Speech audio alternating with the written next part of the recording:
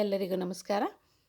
ಇವತ್ತಿನ ವಿಡಿಯೋದಲ್ಲಿ custard powder ಇಲ್ಲದೆ ಹೇಗೆ ಕಸ್ಟರ್ಡನ್ನು ಮಾಡ್ಕೊಳ್ಳೋದು ಅನ್ನೋದನ್ನು ಈ ವಿಡಿಯೋ ಮೂಲಕ ತಿಳಿಸ್ಕೊಡ್ತಾ ಇದ್ದೀನಿ.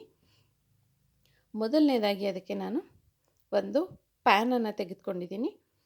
ದಪ್ಪ ತಳ ಇರೋವಂಥ ಪ್ಯಾನನ್ನು ತೆಗೋಬೇಕು, ಇಲ್ಲಾಂದರೆ ತಳ ಸೀದೋಗ್ಬಿಡುತ್ತೆ. ಹಾಗಾಗಿ ತಳ ದಪ್ಪ ಇರೋವಂಥ ಪಾತ್ರೆಯನ್ನು ಬಳಸ್ಕೋಬೇಕು. ಅದನ್ನು ಬಿಸಿಗೆ ಇಟ್ಟು ಆದಷ್ಟು ಲೋ ಫ್ಲೇಮ್ನಲ್ಲೇ ಇಟ್ಕೊಳ್ಳಿ, ಇಲ್ಲಾಂದರೆ ಮೀಡಿಯಮ್ ಫ್ಲೇಮ್ನಲ್ಲಿ ಬಿಸಿಗೆ ಇಟ್ಟು ಕಾದ ನಂತರ ಅದಕ್ಕೆ ಒಂದು 2 ಸ್ಪೂನ್ನಷ್ಟು ಹಸುವಿನ ತುಪ್ಪ ಅಥವಾ ನೀವು ಯಾವ ತುಪ್ಪವನ್ನು ಬಳಸ್ತೀರೋ ನಂದಿನಿ ತುಪ್ಪವನ್ನು ಒಂದು 2 ಸ್ಪೂನ್ನಷ್ಟು ಕಾಯೋದಕ್ಕೆ ಬಿಡಬೇಕು. ತುಪ್ಪ ಕಾದ ನಂತರ ಬಿಸಿ ಆಗಬೇಕು ತುಪ್ಪ. ಅದಕ್ಕೆ ಸ್ವಲ್ಪ ದ್ರಾಕ್ಷಿ, ಗೋಡಂಬಿ,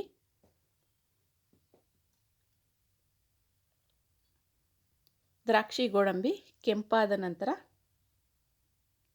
ಸ್ವಲ್ಪ ದ್ರಾಕ್ಷಿ ಸೈಜು ಚೇಂಜ್ ಆಗುತ್ತೆ. ಗೋಡಂಬಿ ಎಲ್ಲ ಕೆಂಪಿಗೆ ರೋಸ್ಟ್ ಆಗಬೇಕು. ಸ್ವಲ್ಪ ಬಣ್ಣ ಚೇಂಜ್ ಆದ ನಂತರ, ಅಂದರೆ ಅದು ಕ್ರಿಸ್ಪಿಯಾಗಿ ತಿನ್ನೋದಕ್ಕೆ ಚೆನ್ನಾಗಿರುತ್ತೆ ಅನ್ನೋದಕ್ಕೋಸ್ಕರ.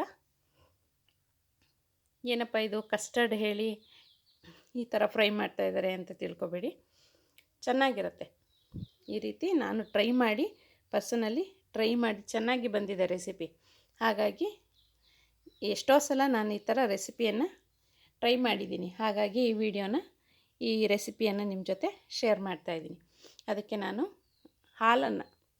ಹಸಿಯಾಗಿರೋ ಹಾಲನ್ನು ಸೇರಿಸ್ತಾ ಇದ್ದೀನಿ. ಸ್ವಲ್ಪ ಇದಕ್ಕೆ ಅರಿಶಿಣದ ಪುಡಿಯನ್ನು ಸೇರಿಸ್ತಾ ಇದ್ದೀನಿ. ಹಾಲು ಬಿಸಿ ಆಗುತ್ತಲ್ಲ, ಹಾಗಾಗಿ ಅರಿಶಿಣದ ಪುಡಿಯನ್ನು ಹಾಕೋದ್ರಿಂದ ಏನೂ ತೊಂದರೆ ಇಲ್ಲ. ಹಸಿ ವಾಸನೆ ಏನು ನಿಲ್ಲೋದಿಲ್ಲ, ಹಸಿ ವಾಸನೆ ಹೋಗಿಬಿಡುತ್ತೆ. ಒಂದು 2 ಡ್ರಾಪ್ನಷ್ಟು ವೆನಿಲಾ ಎಸೆನ್ಸನ್ನು ಸೇರಿಸ್ತಾ ಇದ್ದೀನಿ.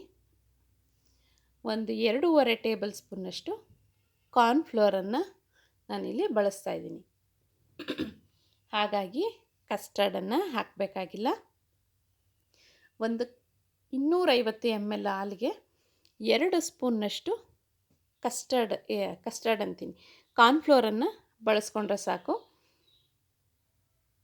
ನಾನಿಲ್ಲಿ 350 ml ಹಾಲನ್ನು ಸ್ವಲ್ಪ ಥಿಕ್ನೆಸ್ ಜಾಸ್ತಿ ಅಂತ ಅನ್ನಿಸ್ತು, ಸ್ವಲ್ಪ ಜಾಸ್ತಿ ಗಟ್ಟಿ ಅಂತ ಅನ್ನಿಸ್ತು. ಹಾಗಾಗಿ ಮತ್ತೆ ಹಾಲನ್ನು ಸೇರಿಸ್ಕೊಂಡೆ. 2.5 ಹತ್ತತ್ರ 3 ಚಮಚದಷ್ಟು ಕಾರ್ನ್ಫ್ಲೋರ್ ಇತ್ತು. ಹಾಗೂ ಜೊತೆಗೆ ನಾನು ನಾನು ಕಸ್ಟರ್ಡ್ ಕಲರನ್ನು ನಾನು ಮೈಲ್ಡಾಗಿ ಇರಲಿ ಅನ್ನೋದಕ್ಕೋಸ್ಕರ ಅರಿಶಿಣದ ಪುಡಿಯನ್ನು ನೋಡಿ ನಾನು ಬಳಕೆ ಮಾಡ್ಕೊಂಡಿದ್ದೀನಿ.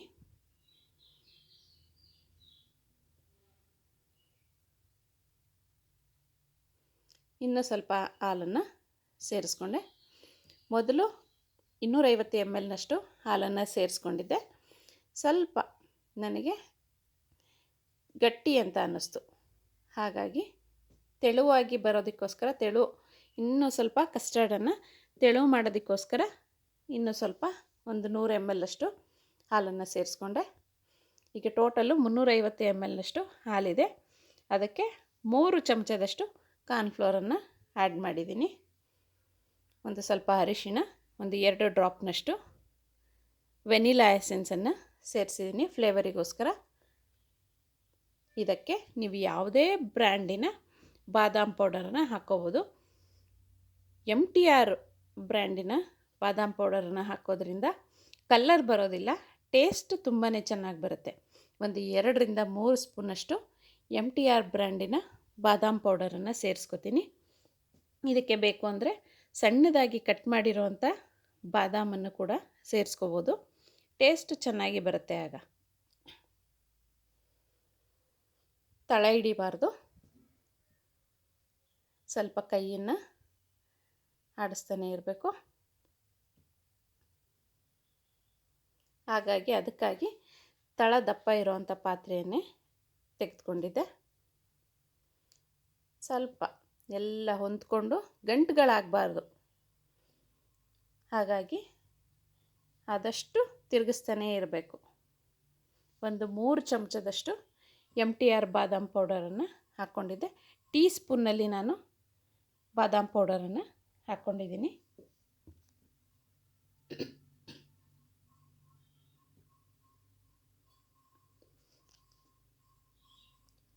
ತಿರುಗುತ್ತಾನೆ ಇರಬೇಕು.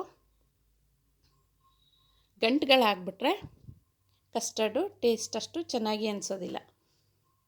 ಇದನ್ನು ಬೇಕಿದ್ದರೆ ಹಾಲನ್ನು ಬಿಸಿಗಿಟ್ಟು ನಾವೇನು ತುಪ್ಪ ಡ್ರೈ ಫ್ರೂಟ್ಸ್ ಎಲ್ಲ ಹಾಕಿ ಒಗ್ಗರಣೆ ಆದ ನಂತರ ಹಾಲನ್ನು ಬಿಸಿಗಿಟ್ಟು ಸ್ವಲ್ಪ ಒಂದು ಬಟ್ಲಲ್ಲಿ ಸ್ವಲ್ಪ ಒಂದು 2ರಿಂದ 3 ಚಮಚದಷ್ಟು ಹಾಲು ಅಥವಾ ಒಂದು ಅರ್ಧ ಕಪ್ನಷ್ಟು ಹಾಲು ತಗೊಂಡು ಅದಕ್ಕೆ ಒಂದು 2 ಸ್ಪೂನ್ನಷ್ಟು 250 mlಗೆ ನಾನು ಹೇಳ್ತಿರೋದು 1/4 ಲೀಟ್ರ್ ಹಾಲನ್ನು ಬಳಸಿ ಮಾಡೋದಕ್ಕೆ ಒಂದು 2 ಚಮಚದಷ್ಟು ಕಾರ್ನ್ಫ್ಲೋರನ್ನು ಹಾಲಿನಲ್ಲಿ ಮಿಕ್ಸ್ ಮಾಡಿ ಅದಕ್ಕೆ ಸೇರಿಸ್ಕೊಂಡು ಹಾಲು ಬಿಸಿ ಆಗ್ತಾಯಿದೆ ಅನ್ನೋವಾಗ ಸೇರಿಸ್ಕೊಂಡು ಮಾಡಿದ್ರು ಆಯಿತು. ನೋಡಿ, ಅದಕ್ಕೆ ನಾನು ಕಸ್ಟರ್ಡನ್ನು ರೆಡಿ ಮಾಡಿ ಇಟ್ಕೊಂಡಿದ್ದೀನಿ. ಇದಕ್ಕೆ ಒಂದು 50 ಗ್ರಾಮ್ನಷ್ಟು ಸಕ್ಕರೆಯನ್ನು ಸೇರಿಸ್ಕೊತೀನಿ. ಸಾಕು, ಅತಿಯಾಗಿ ಜಾಸ್ತಿ ಸಕ್ಕರೆಯನ್ನು ಹಾಕೋದು ಬೇಡ, ಸಿಹಿ ಮೈಲ್ಡಾಗಿ ಇದ್ದರೆ ಸಾಕು. ಈಗ ಕಸ್ಟರ್ಡು ರೆಡಿ ಆಯಿತು. ತಣ್ಣಗಾಗೋದಕ್ಕೆ ಬಿಟ್ಟಿದ್ದೀನಿ. ಕಂಪ್ಲೀಟಾಗಿ ತಣ್ಣಗಾಗಬೇಕು. ಆಮೇಲೆ ಫ್ರಿಜ್ನಲ್ಲಿ ನೀವು ಇಟ್ಕೊಂಡ್ರೆ ಸಾಕು. ಇದಕ್ಕೆ ನಿಮಗೆ ಯಾವ ಫ್ರೂಟ್ಸ್ ಬೇಕೋ ಅದನ್ನು ತಗೋಬೋದು. ಹುಳಿ ಇರೋವಂಥ ಹಣ್ಣುಗಳನ್ನು ಬಳಸೋಕೆ ಹೋಗಬೇಡಿ. ಹಣ್ಣುಗಳನ್ನು ಕಟ್ ಮಾಡಿರೋವಂಥ ಹಣ್ಣುಗಳನ್ನು ಸೇರಿಸಿ ಒಂದು ಕಪ್ನಲ್ಲಿ ಹಣ್ಣುಗಳನ್ನು ಹಾಕಿ ನಿಮಗೆ ಯಾವ ಪ್ರಮಾಣದಲ್ಲಿ ಬೇಕೋ ಯಾವ್ಯಾವ ಹಣ್ಣುಗಳು ಬೇಕೋ ಅದನ್ನೆಲ್ಲ ಸೇರಿಸಿ ಅದಕ್ಕೆ ಕಸ್ಟರ್ಡನ್ನು ಹಾಕಿ, ನಾನಿಲ್ಲಿ ಮ್ಯಾಂಗೋ ಐಸ್ ಕ್ರೀಮನ್ನು ಬಳಸ್ತಿರೋದ್ರಿಂದ ಆದಷ್ಟು ನಾನು ಕಲರನ್ನು ಕಡಿಮೆ ಬಳಸಿದ್ದೀನಿ ಕಸ್ಟರ್ಡ್ನಲ್ಲಿ.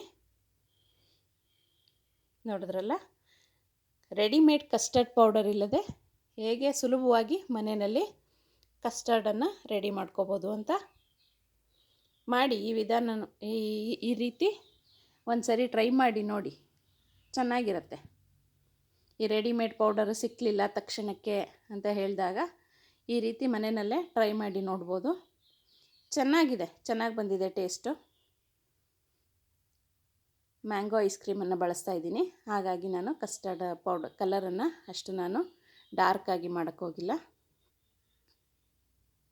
ಅದಕ್ಕೆ ಸ್ವಲ್ಪ ಟೂಟಿ ಫ್ರೂಟಿ ಹಾಗೂ ಪಿಸ್ತಾದಿಂದ ಅಲಂಕಾರ ಮಾಡಿಕೊಂಡ್ರೆ ಆಯಿತು. ನಿಮಗೆ ಯಾವ ಫ್ರೂಟ್ಸು ಅಥವಾ ನಿಮಗೆ ಯಾವುದರಿಂದ ಡೆಕೋರೇಷನ್ ಮಾಡಬೇಕು ಅನಿಸುತ್ತಾ ಇದರಿಂದ ಡೆಕೋರೇಟ್ ಮಾಡ್ಬೋದು. ನೋಡಿದ್ರಲ್ಲ ಹೇಗೆ ರೆಡಿ ಆಯಿತು ಅಂತ. ನಿಮಗೆ ಈ ವಿಡಿಯೋ ಇಷ್ಟ ಆಯಿತು ಅಂದರೆ ಪ್ಲೀಸ್ ಚಾನಲನ್ನು ಸಬ್ಸ್ಕ್ರೈಬ್ ಮಾಡಿ, ಲೈಕ್ ಮಾಡಿ ಹಾಗೂ ನಿಮ್ಮ ಫ್ರೆಂಡ್ಸ್ ಜೊತೆ ಶೇರ್ ಮಾಡಿ. ವಿಡಿಯೋ ನೋಡಿದ ಎಲ್ಲರಿಗೂ ಧನ್ಯವಾದ.